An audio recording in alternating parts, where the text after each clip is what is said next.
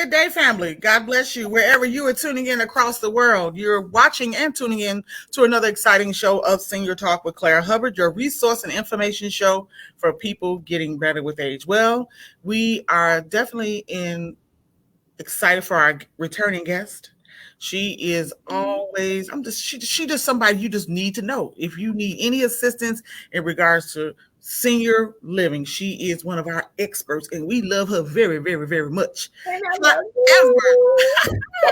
but we also want to let everyone know that today this broadcast is being done on March 17, 2021, which is also St. Patrick's Day. So happy St. Patrick's Day to those who are celebrating.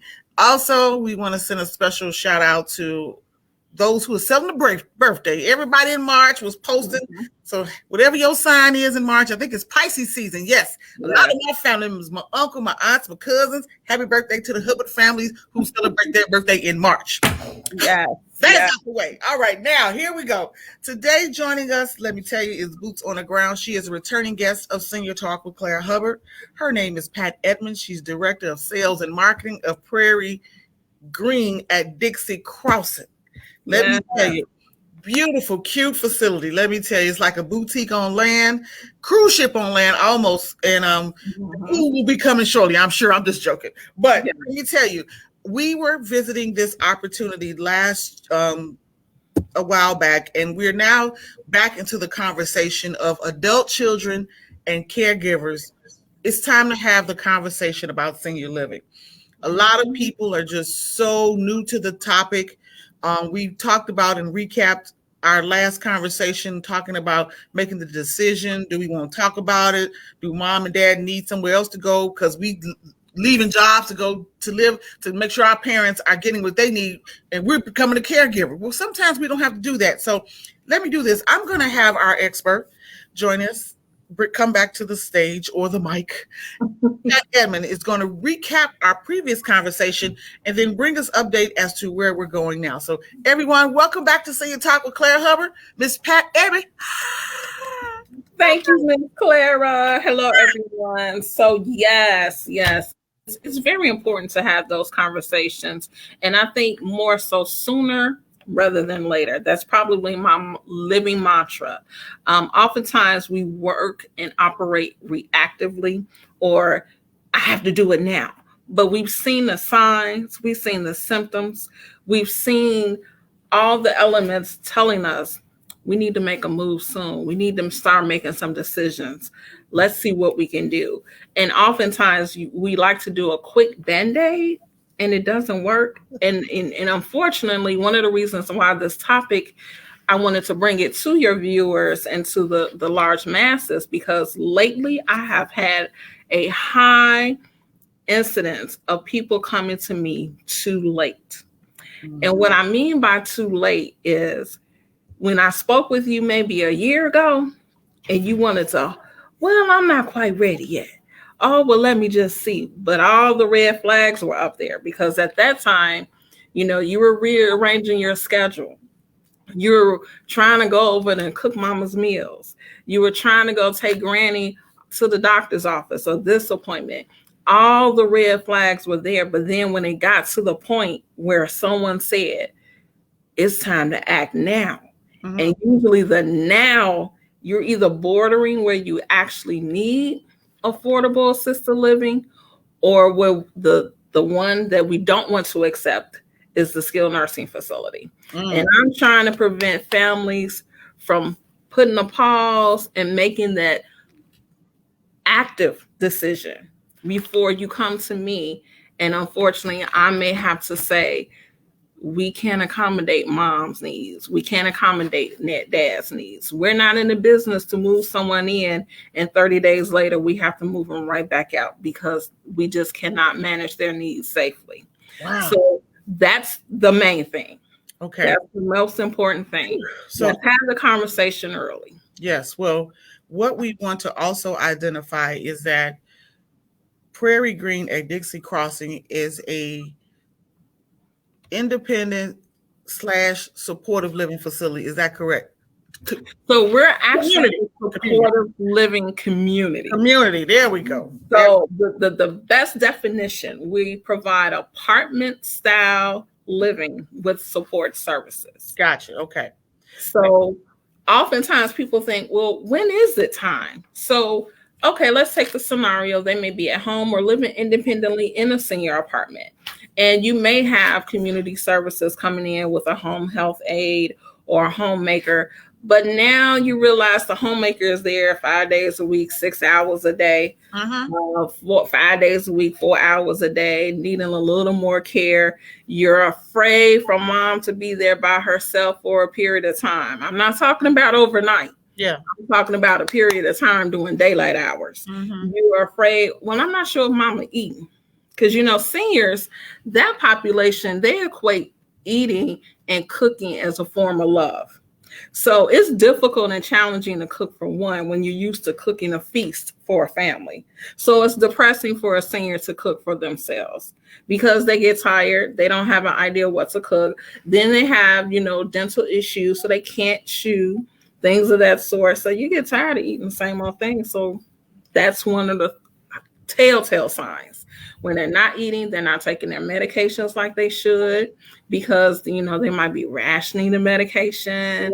Yeah. Like, oh, today I feel okay. I'm not going to take it. But the doctor told you to take one pill a day. The pill is a preventive part. Hello? Right. Not when you feel like it. It needs to be every day to maintain your health. Yes. So that's where we step in to kind of be, I call it a homemaker on steroids. That's the best way to define it. Okay. Supportive living is the homemaker on steroids because we do the 3 meals a day to ensure they're having their nutrition.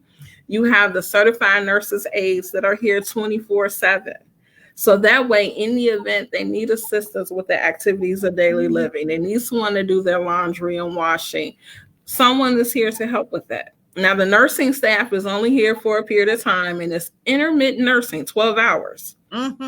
So supportive living is not a nursing home. Nursing home is 24/7 skilled nursing. That's right. Supportive living is intermittent nursing. Yeah. So the nurses are here, so in the event something happens, they can come in, they can assess the resident. Notice I'm saying resident, not patient. That's right.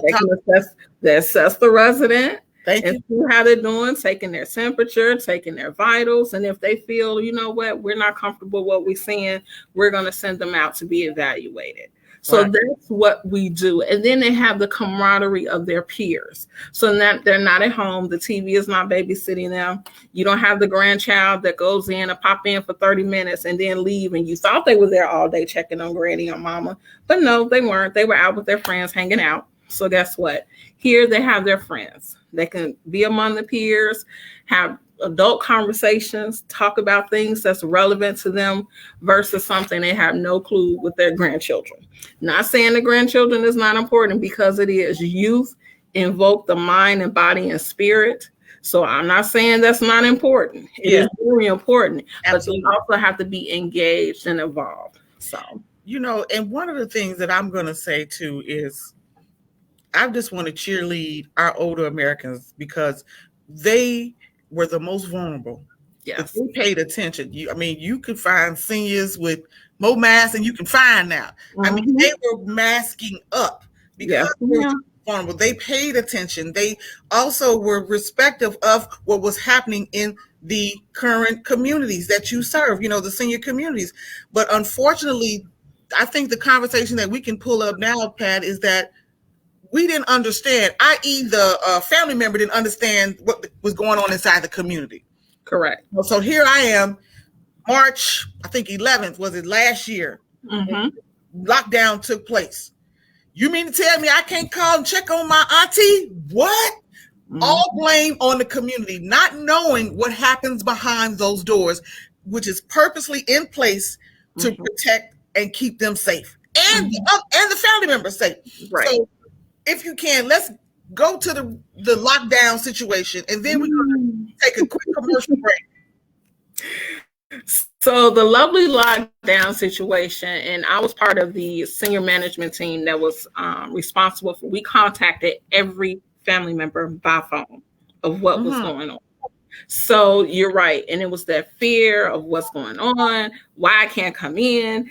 And like you said, they forgot that we are here to protect them. We're not here to keep them away from you, but to protect them. And we're also following the guidance of the other public officials we had to follow. So yes, we got cussed out, but it was in love. We knew it wasn't nothing personal. It was just from a place of fear, the unknown, and all of that. And then, I hate to say it, but we actually spoil our residents and families. So oftentimes they forget, because they do get our attention, that it's just their loved one, but they forget it's a whole community. Yeah. So I understand mama important, but I got a whole bunch of other mothers and fathers in the building too. Yeah. So we will get to you, but it was a bit unhearing, but we pushed through it. And believe it or not, once we got through that first and second wave, our families and our residents directly, they thanked us every day. They said, you know what? Now I get it. I understand. You kept us safe. We appreciate you.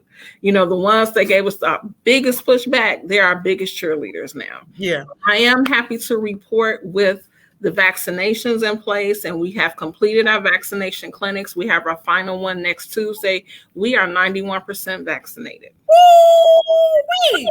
Yes. So yes, it is. Now let's be clear.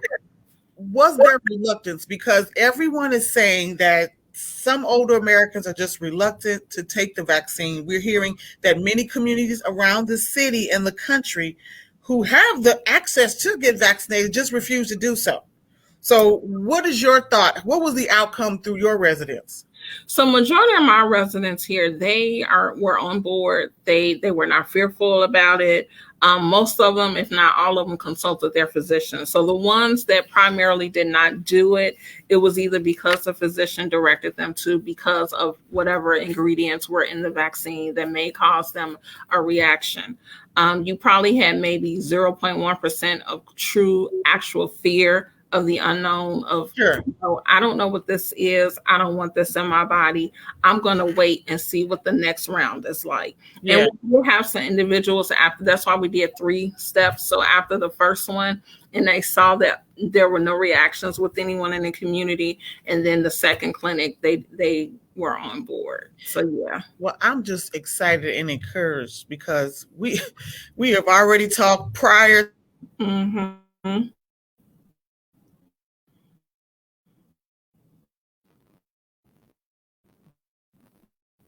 Are literally what we call people getting better with age. You know what I'm saying? Absolutely. So they love to, and they're active. Yes. That's what I was telling somebody. Like, I had a family member who hurt her knee, and she is in her 70s, but the point is she was active. So the treatment is minor on her end because she was still active. And as we keep everybody, a body emotion stays in motion. Of course, yes, we have been isolated. Of course, we have not seen our loved ones. The bridge group, the red hat, the pink hat. We haven't gone to our social meetings, but a lot of them are doing it virtual. Yes, so that's that engagement piece. But what we want people to understand is that you have to be responsive to those and those around you. So I love that there were testimonies from the families, because we all came in this blind. And without any form of direction for many, many, many months. Hello? Yeah. So we always say, I'm going to tell you now, we greet you in the spirit of masking up. We're still under the 100-day plus announcement from our current president, Joe Biden, and his administration, asking America and the country and the world at large to mask up. It does help. It does save lives. So we're going to take a quick commercial break. I want everyone to see this beautiful cruise ship on land known as Prairie Green at Dixie Crossing.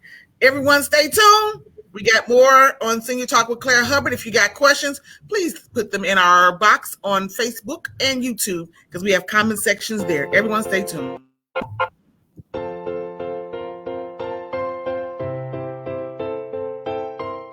Walked in, I just thought it was beautiful. I thought it looked like a hotel.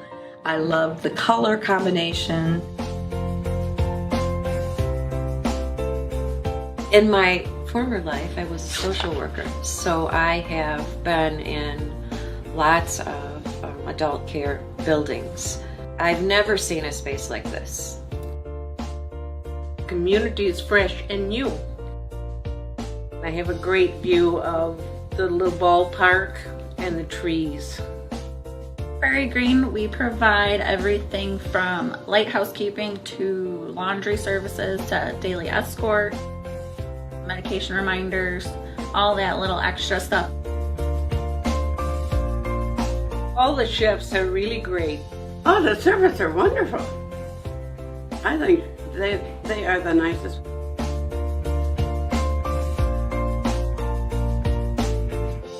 We have programs that keep me busy.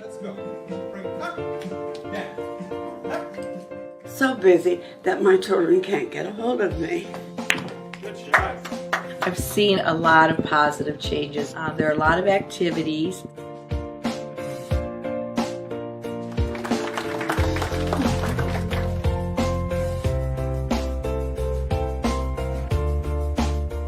She feels needed, she feels wanted, she feels included. Her memory has improved. Her balance has improved. She came in on a walker, completely dependent on the walker, and a week and a half ago she said, "I would like it if you folded that up and put it in the back of the closet. I don't need it." Well, the staff is wonderful. They're very supportive and very kind. We all work together to make sure that the seniors have a good place, a secure place, a safe place. Our community is so tight-knit because we all genuinely care about each other. We see family members come in all the time for our residents and we know them by name. I am so impressed with the caring level of the staff. Prairie Green is just so special in many ways. And I just love it here because I think this is the place to be.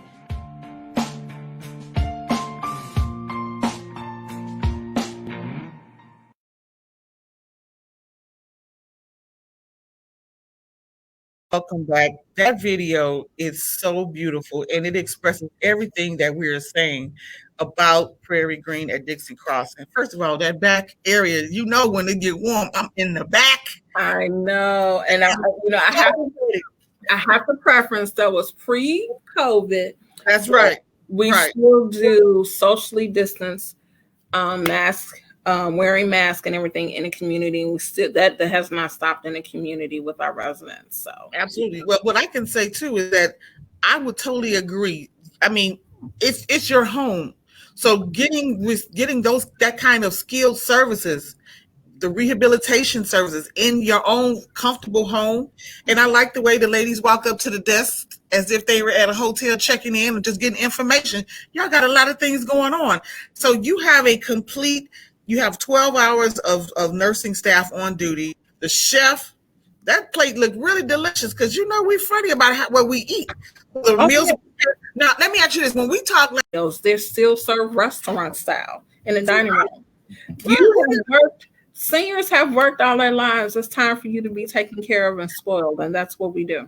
That's true. That's very true. And I overstand. I'm all in for it. Now, what has been the umbrella of things you can share since we are now into a new administration? You know, we got the new concept that is all over media saying that grandparents now soon will be able to hug their grandchildren.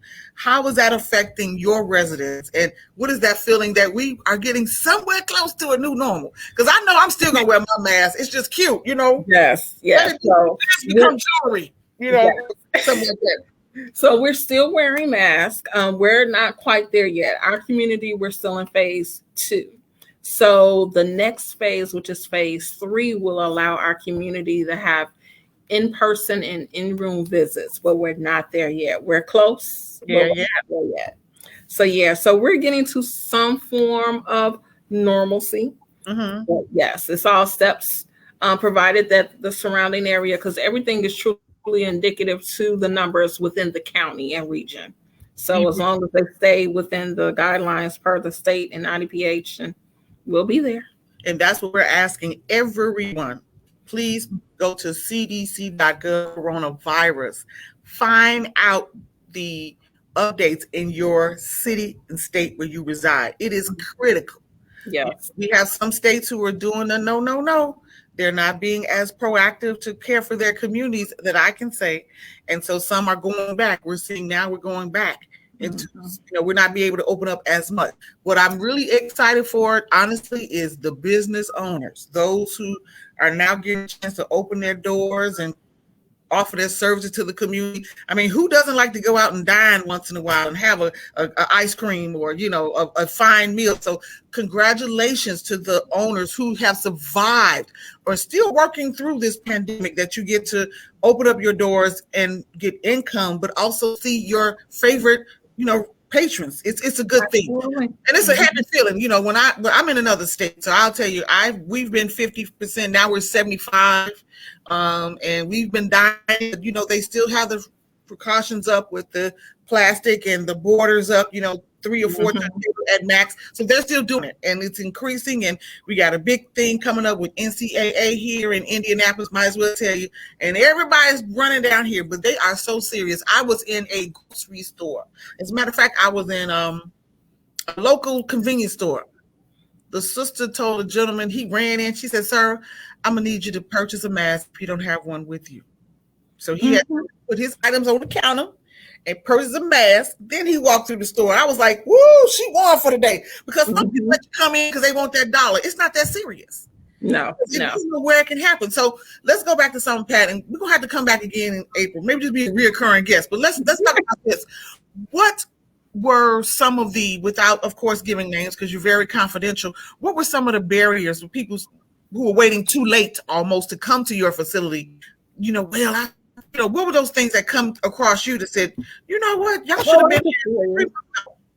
Okay, so the biggest barriers, particularly for supportive living, because we are an affordable assisted living, so there's a financial assistance program where you have to meet the requirements, which is funded through the state, which is the Medicaid program. And the biggest one is financial, the money. The families, they don't want to give up that financial information because it's not us, it's the state. Right. We have to submit this information to the state to get you approved for the services so you can reside here.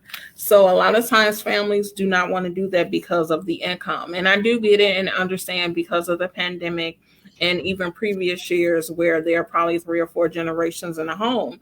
So they probably are living and utilizing mom, grandma's income. So if grandma that needs the help decides and needs to come to supportive living, and that's a chunk of income coming out of the home, there's a lot of resistance for families to do what's right in the best interest of grandma versus money. All day long, I'm about the safety of my resident, my senior over.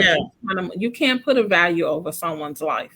You really can't. You really can't. And the fact too, if those who are watching and see the video, they're now scheduling tours. Scheduled tours are now being accepted. You have to, because we're visual people, you have to come and see the experience. You saw the people on the video, they drinking lemonade under umbrella, playing cards. Now, we do say this is pre-COVID, but these activities are a part of their lifestyle, keeping them engaged and keeping them getting better with age. You have rehabilitation, you got a chef. I mean, what else? The gentleman that was doing exercise, all this is under one roof, and they have security. So while you are, i.e., on vacation with a travel schedule like many of us have, your loved one is already doing their thing. They on a cruise ship on land, as I keep telling everybody. So it makes sense to think about this situation. Most importantly, Pat, I think, our next conversation, we're going to talk about the downsizing effect. Yes. Oh, Jesus, it's a big one. For those who are living in homes, your kids are in California or somewhere else in Florida, I don't know if they may want that house, ma'am or sir. Let's just be clear. So you may want to downsize, shut it all down, get rid of some of the extra stuff, and live in a comfortable environment and keep it moving. I know this is a big one. The downsizing. Oh, my family gonna have my house. They may not want it. Right. and this is a real conversation. So I can speak personally. So my dad just turned 89. So we young. So we've had those conversations years ago, planning, what if, where you want to be buried, you want to be buried back down south here and all of that. But with the house, first question to me, you plan on staying here? I said, I'm not coming back to this house. I already got my own house. Why I'm gonna come back? And he was like, oh, well then if you're not coming back, there's no point in me doing this because I'm selling it.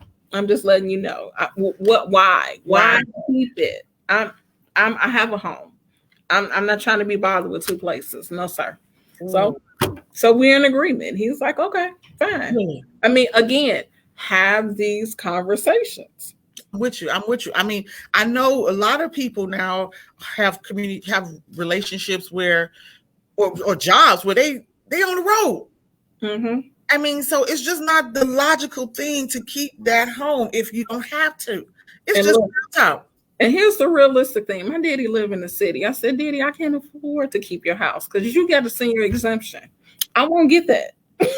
Girl, and that's real talk. And I think that is a huge one. We're going to have to talk about. We're going to bring some experts back in April to talk about the downsizing effect. Mm-hmm. A lot of people think that they lose, but it's a gain in so many areas.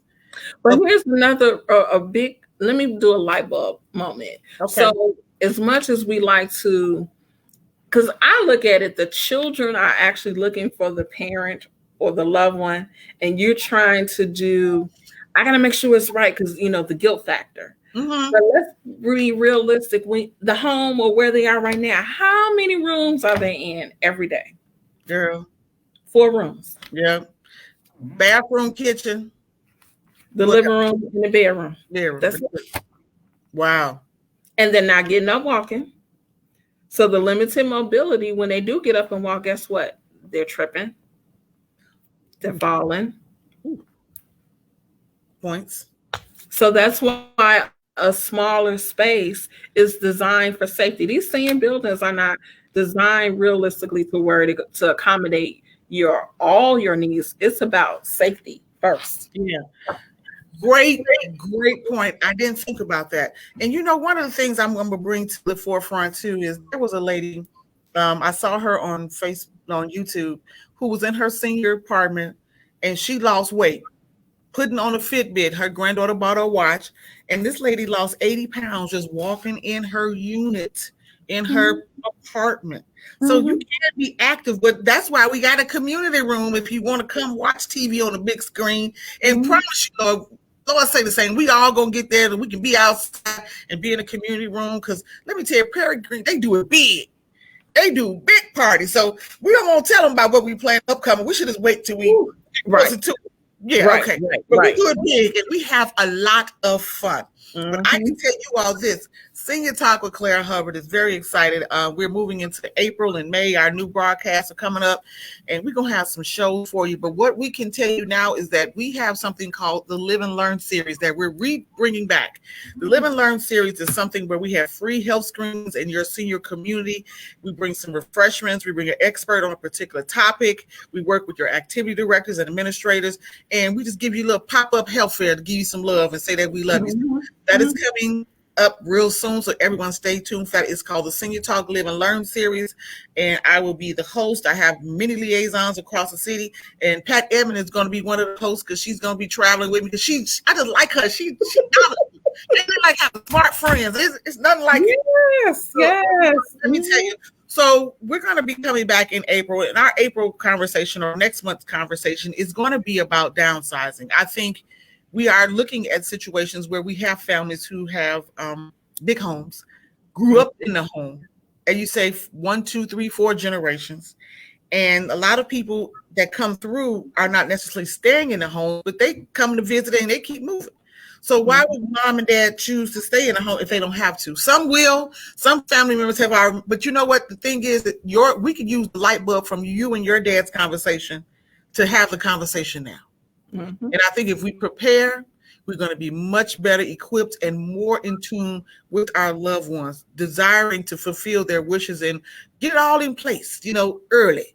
And everybody be under the same umbrella of understanding. That's very important. And we have a lot, my dad and I have a lot of deep conversations, and we have the uncomfortable conversations, the stuff people don't want to talk about. And I'm so grateful and blessed that my father, you know, this is the guilt, our generation and our culture. We have been born and bred to say, you know, I promise I'm not going to put you in no nursing home. Well, I promise I ain't going to do this. My father has already said to me, I'm not going to make you make that promise because, one, I don't know what your life is going to be like, but I know you're going to do the best you can for me. I said, can I take you on a road show? What you say? Hey, bring him back to pay for older Americans where to say hello to people. Saying what? Yes. So he gets it and he understands. Because that's the reality. But you know what, too? You being his daughter with your skill level and knowledge has brought a lot of light bulbs and visibility to him. Has helped him to see things differently, too.